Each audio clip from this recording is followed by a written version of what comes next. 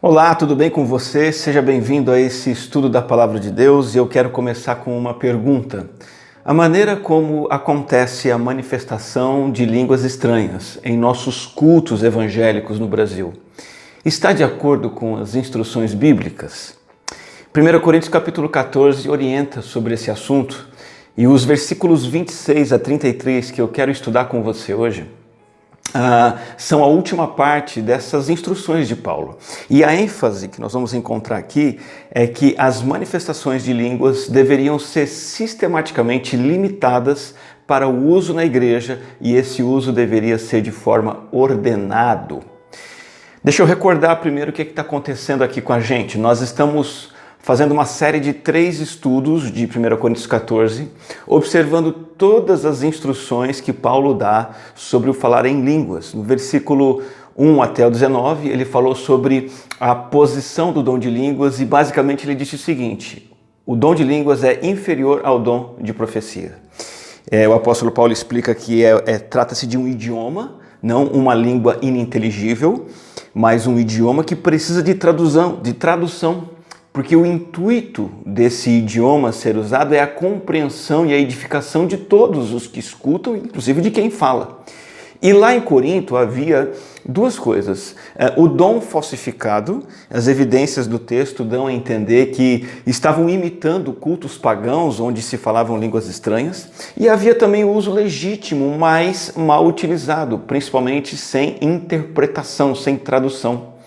Então o apóstolo Paulo vai escolher o dom da profecia como comparativo, como um dom ideal, como aquele dom que é usado e é adequado porque ele edifica todos, todos compreendem e todos são edificados. Então, por exemplo, o versículo 9, Paulo vai dizer assim: assim acontece com vocês, se não proferirem palavras compreensíveis com a língua, como alguém saberá o que está sendo dito? Vocês estarão simplesmente falando ao ar. E o versículo 19, Paulo vai dizer o seguinte: todavia na igreja prefiro falar 5 palavras compreensíveis para instruir os outros a falar 10.000 palavras em uma língua. Então você veja que o apóstolo Paulo ele coloca a compreensão do que está sendo dito no topo dos motivos pelos quais o dom de línguas deveria ser descartado em alguns casos e pelos quais o dom de profecia tem prioridade. Ele mesmo diz: eu prefiro falar 5 palavrinhas que entendam do que 10.000 palavras em uma língua. O problema é que os crentes de Corinto queriam destaque, queriam se promover, queriam ter uma performance pública falando em línguas estranhas e todo mundo os admirasse. Em segundo lugar, o apóstolo Paulo vai falar sobre o propósito do dom de línguas, versos 20 a 25, e basicamente ele vai dizer o seguinte: é ser um sinal para os incrédulos e não para os cristãos.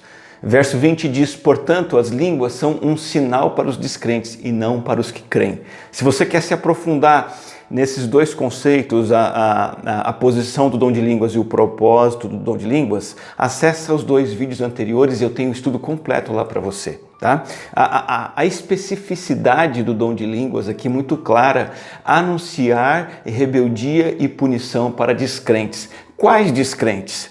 A nação de Israel. Essa nação não dava ouvidos aos profetas e então Deus disse que estrangeiros iriam falar com eles em outros idiomas como sinal de sua condenação, de sua culpa. E isso aconteceu com a Assíria, isso aconteceu com a Babilônia e vai acontecer em Atos capítulo 2, quando em Jerusalém, numa festa de Pentecostes, uma festa judaica, a palavra de Deus é anunciada em diversas línguas estrangeiras, simbolizando o ingresso dos gentios no povo de Deus e a rejeição de Israel. Esse sinal foi dado, essa manifestação foi dada, então não precisa ser repetida. Por isso nós cremos na cessação do dom de línguas. Alguns argumentos adicionais que você pode ver nos vídeos anteriores, eu quero só mencioná-los aqui, né? A 1 Coríntios 13:8 vai dizer que certas manifestações extraordinárias da época da fundação da igreja iriam cessar por si mesmas, do mesmo jeito que acaba a energia de uma bateria, por exemplo, né? Paulo diz assim: o amor nunca perece, mas as profecias desaparecerão, as línguas cessarão, o conhecimento passará. Outra razão para entender que o dom de língua cessou, o Novo Testamento evidencia isso. Você percebe lendo o Novo Testamento que este dom vai acontecer apenas no início da igreja e isso não vai ser apresentado depois, na continuação, nas cartas dos apóstolos e tudo mais. Outra evidência da cessação do dom de línguas é dos pais da igreja, aqueles teólogos das primeiras décadas e séculos da história da igreja. Clemente de Roma, Justino, Orígenes, Crisóstomo e Agostinho vão confirmar que eles entendiam isso, que o dom de línguas foi algo restrito ao início e à fundação da história da igreja. A partir desses teólogos, nós encontramos 18 séculos de história da igreja cristã, onde não encontramos nenhuma manifestação do dom de línguas, até que na virada do século XIX para o século XX vão surgir novas manifestações, inclusive no Brasil, nesse novo movimento chamado movimento pentecostal.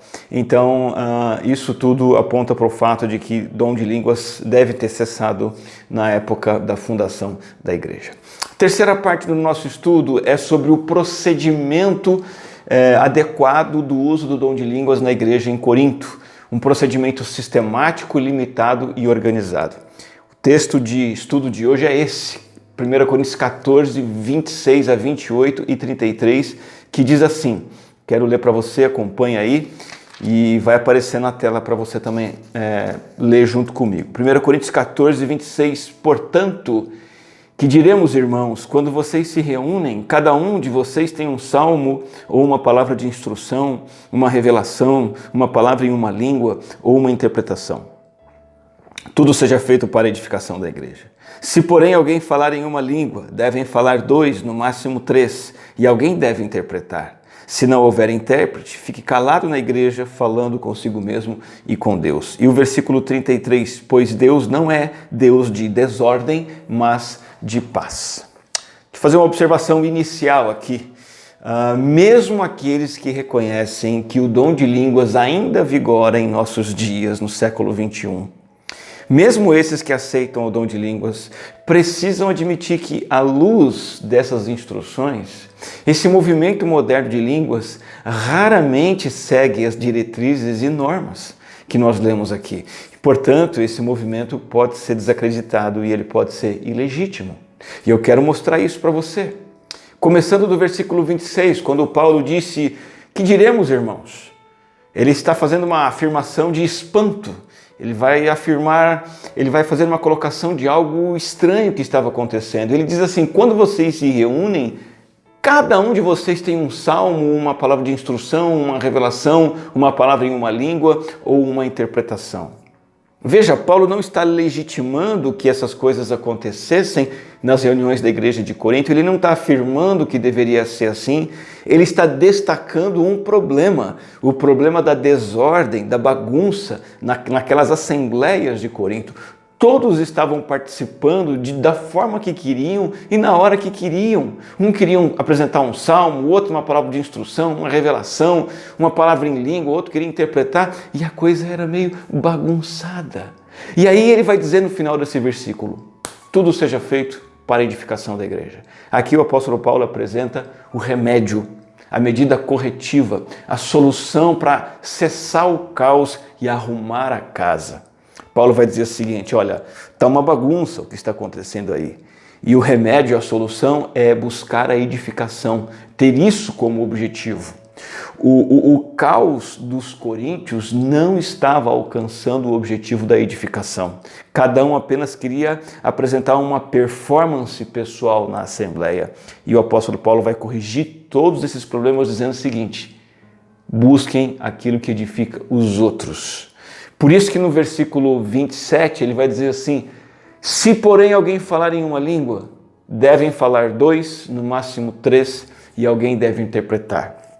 Se não houver intérprete, fique calado na igreja, falando consigo mesmo e com Deus. E aqui está uma regulamentação muito clara para a prática do dom de línguas lá na igreja de Corinto. Em primeiro lugar, somente 2, no máximo 3 pessoas podiam atuar falando em línguas numa assembleia ou durante um culto. Como é na igreja hoje? Geralmente não é assim. Geralmente o dirigente começa a falar em línguas e a coisa pega fogo e um começa a falar aqui, o outro lá, e 10, 20, 100 pessoas falando em línguas, e isso já extrapolou o limite que o apóstolo Paulo estabeleceu. Segundo, Paulo vai dizer assim, falando apenas por turnos, ou seja, um de cada vez. Um de cada vez. Não pode ser simultâneo. O direcionamento de Paulo é muito claro, não pode haver mais de uma pessoa falando ao mesmo tempo. E a terceira instrução, desde que haja interpretação. É preciso que cada língua estranha, cada idioma falado no culto seja seguido de tradução, senão não está valendo. Então, quando você observa essas 3 diretrizes, você percebe que o que acontece na igreja evangélica, principalmente pentecostal dos nossos dias, não está alinhado com isso, portanto, não é uma prática legítima.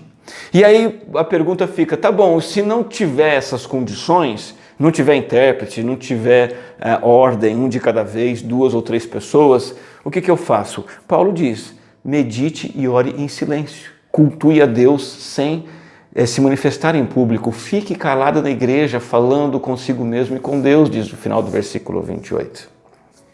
Lá no versículo 33, encerrando a questão, nós temos a chave para essa tensão do dom de línguas e para toda a discussão do capítulo 14. Paulo diz assim, pois Deus não é Deus de desordem, mas de paz.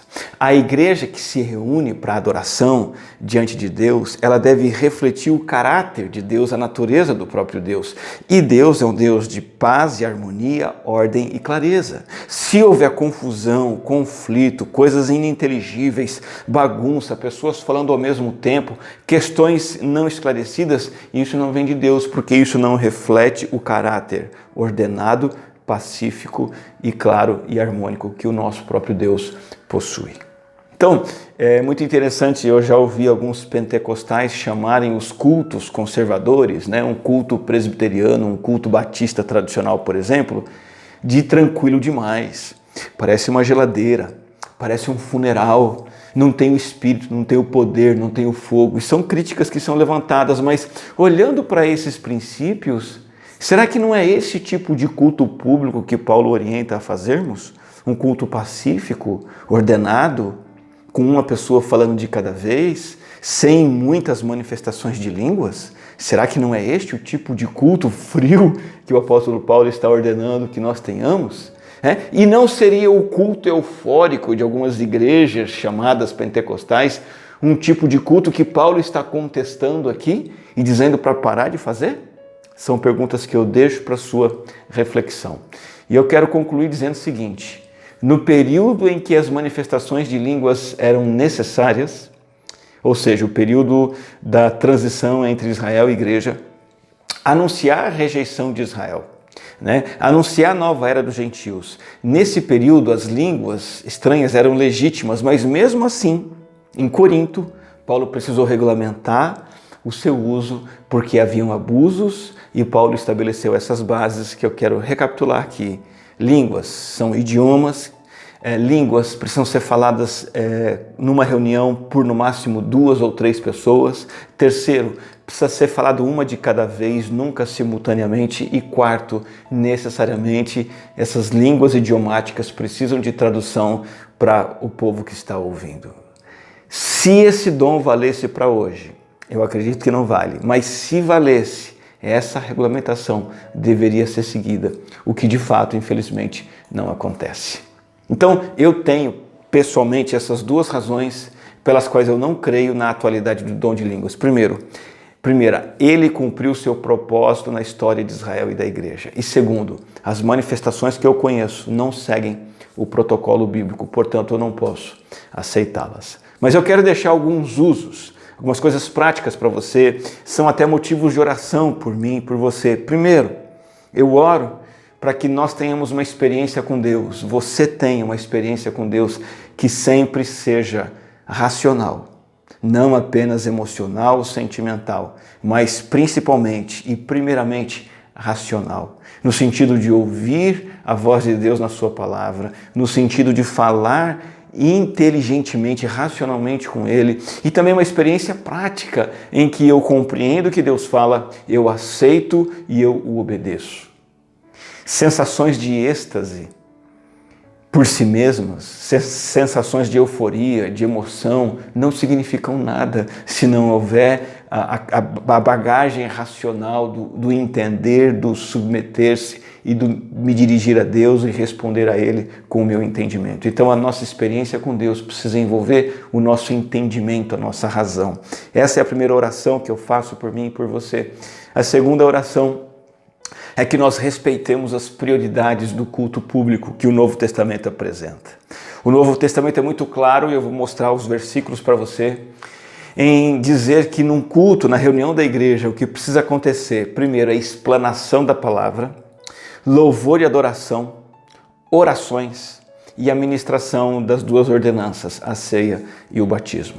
O apóstolo Paulo, por exemplo, diz, na presença de Deus e de Cristo Jesus, que há de julgar os vivos e os mortos por sua manifestação e por seu reino, eu o exorto solenemente. Ele diz isso a Timóteo: pregue a palavra. Veja que Paulo deixa muito claro que a prioridade para Timóteo na igreja em Éfeso deveria ser a pregação da palavra no culto público. Essa é a prioridade do que precisa acontecer. A palavra ser aberta, lida, explicada e o povo precisa ser desafiado a colocar em prática o que entendeu na palavra. Essa é a prioridade do culto público e não mensagens sem sentido, falas que apenas atingem as nossas emoções e não o nosso intelecto e o nosso coração. Efésios 5 diz que haja entre vocês, crentes, o falar com salmos, hinos e cânticos espirituais. Essa é a segunda demanda, segunda necessidade do que precisa acontecer na reunião da igreja. Falarmos com cânticos inteligíveis, nos comunicar uns com os outros com salmos, hinos, cantar e louvar de coração ao Senhor, o dar graças a Deus, o Pai, o que é também algo inteligível, racional, em nome de nosso Senhor Jesus Cristo. Colossenses 3,16 também regulamenta a nossa vida em comunidade, dizendo: habite ricamente em vocês a palavra de Cristo. E ele diz: ensinem e aconselhem-se uns aos outros com toda a sabedoria. Veja que aqui também há uma referência àquilo que é possível entender, aquilo que está na palavra, e eu ministro ao meu irmão e o meu irmão ministra a mim.